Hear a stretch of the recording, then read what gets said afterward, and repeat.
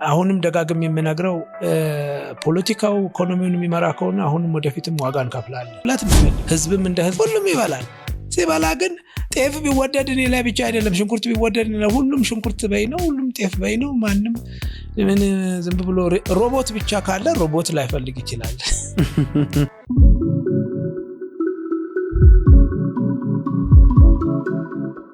ኃይሌ በብዙ ነገር ስኬታማ ነህ እና አንዳንድ ሰዎች ያው በጣም ፐርፌክት ሊመስላቸው ይችላልና ቀድሞ ያነሳቸው ቻሌንጆች አሉ ቢዝነስ ላይ ግን ምን ያክልስ ፌል ያደረጉ አጋጣሚዎች ቢዝነሶች እንቅስቃሴዎች አሉ? እኔ በሁሉ በብዙ መንገዶች ሰክሰስፉል አልሆንኩም። እንደውም ብዙ ፌለሪቲዎች አሉ።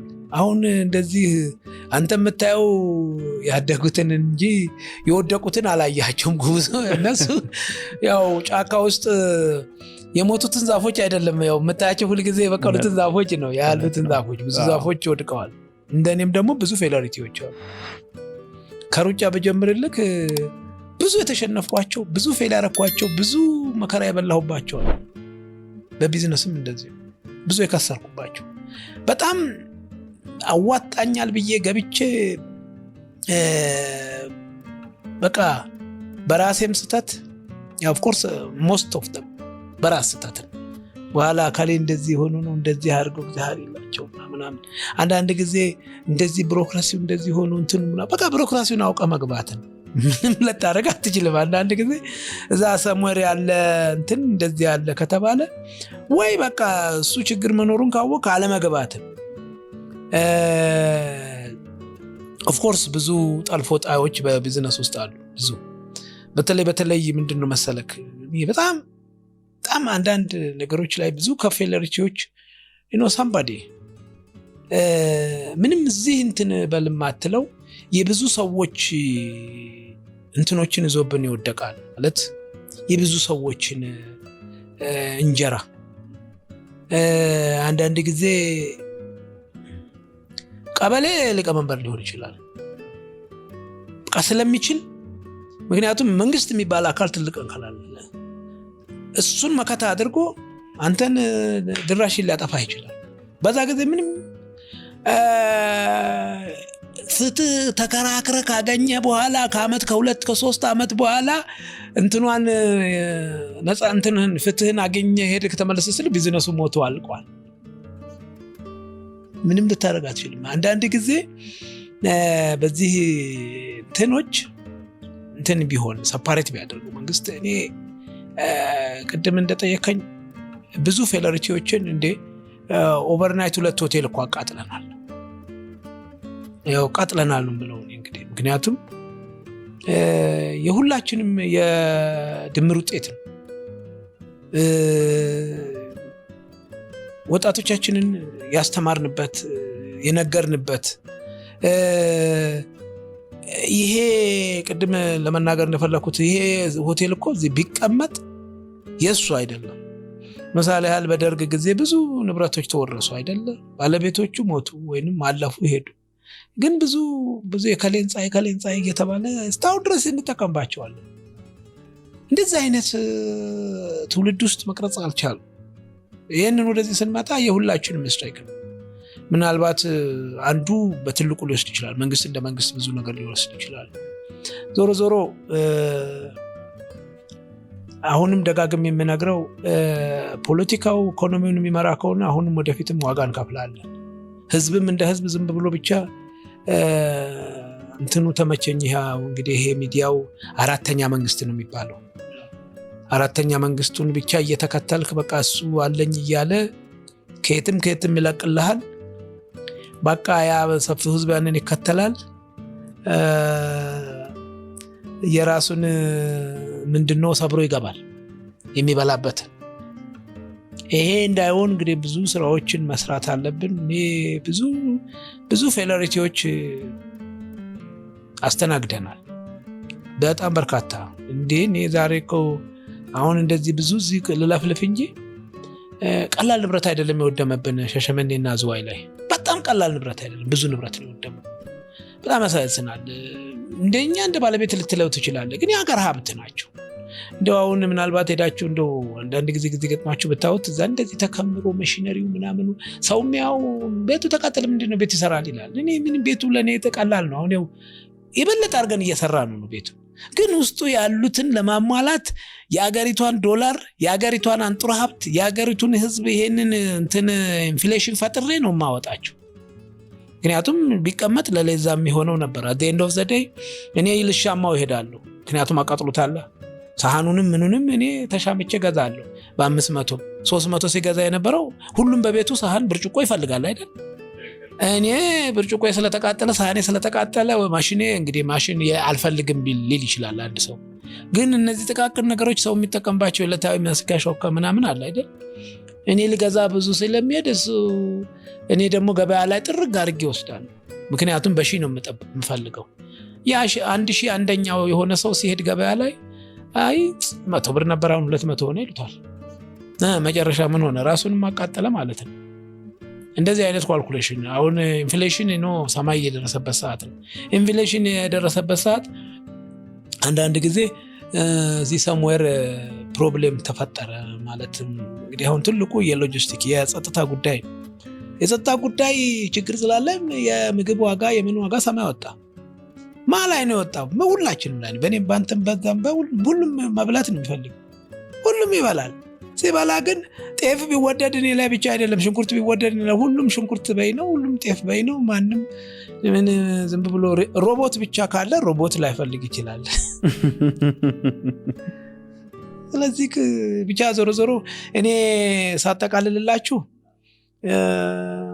ሰክሰስፉል ስቶሪ ብቻ ሳይሆን ብዙ ፌል ያደረኩባቸው በጣም በርካታ የወጣሁ ወረድኩባቸው የከሰርኩባቸው ብዙ ሚሊዮኖች ያጣሁባቸዋል።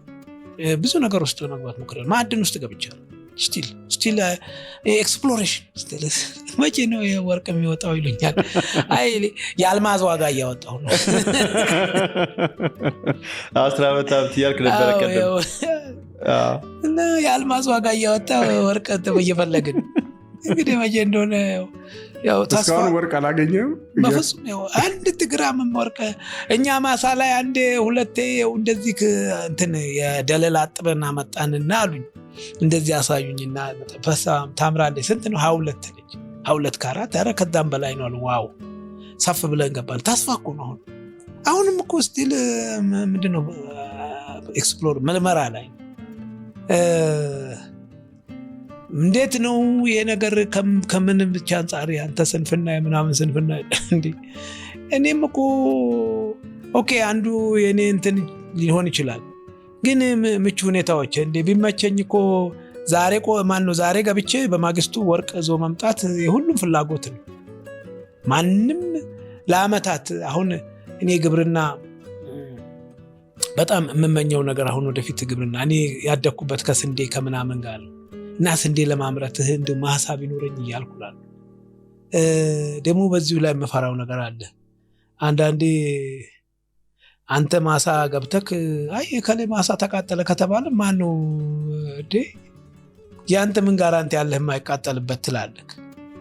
እና አንዳንድ ነገሮች በቃ ኦኬ በሆነ ትነሳለክ በሆነ ትነሳና የሆነ ትሄድና የሞከርኳቸው አሉ እንግዲህ ፌል ካደረኳቸው ነው።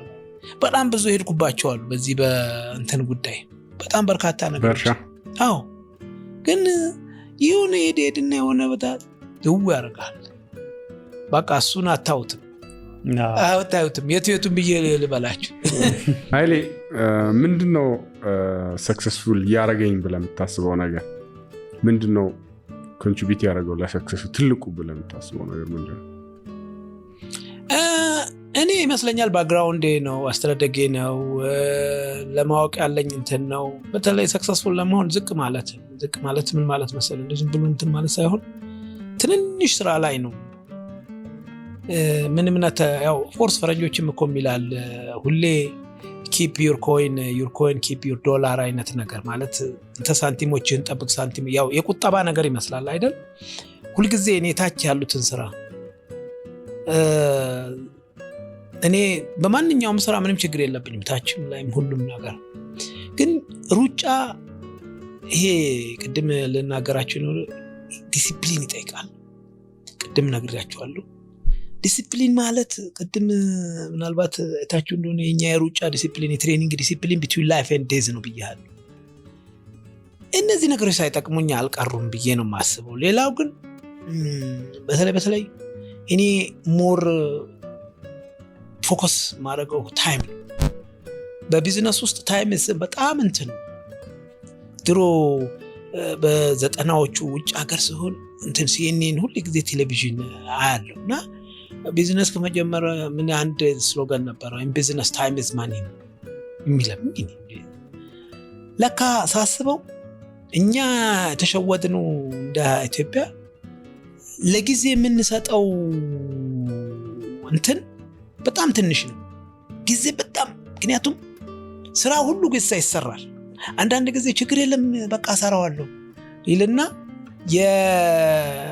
የማክሰኞን ስራ ሮብ ይሰራና እንትን አልጮክብን እንጂ እኮ ሰራ ነው ይላል። አይ መሰራት የነበረበት ማክሰኞ ሮብ ስለሰራሁ ማለት አይደለም።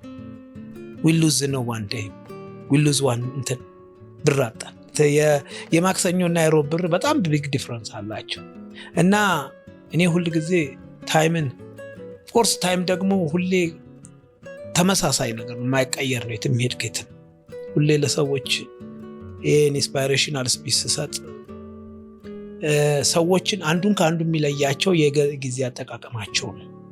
አዘዋይስ ነው 24 ሰዓት ለሁላችንም 365 ቀን ወይንም ደግሞ ምናምን ይትን ወይዘሩ ይለያይ እንጂ ፀሐይ ይሁን ብርድ በረዶ ይሁን ዝናብ ለሁላችንም እኩል 8 ቢሊዮን የዓለም ህዝብ ተሰጥቶታል። እሱን የተጠቀመ በደንብ እነዚህ ሳይረዱኝ ሳያግዙኝ አልቀሩም። እነዚህን ደግሞ በምን አመጣቸው ያልክ እንደሆነ ሩጫ ሁል ጊዜ ሰዓት ጊዜ ላይ ብቻ ነው የምትሮጠው። ከጊዜ ሰዓት ታይም ሪከርድ ለመስበር ታይም ሁሌ ምክንያቱም ብዙ በሰከንድ በሽርፍራፊ ያጣኋቸው ነገሮች አሉ። በሽርፍራፊ ያገኘኋቸው ነገሮች ስላሉ ታይምን እንደ ትልቅ ነገር ቆጥሮ መስለኛል።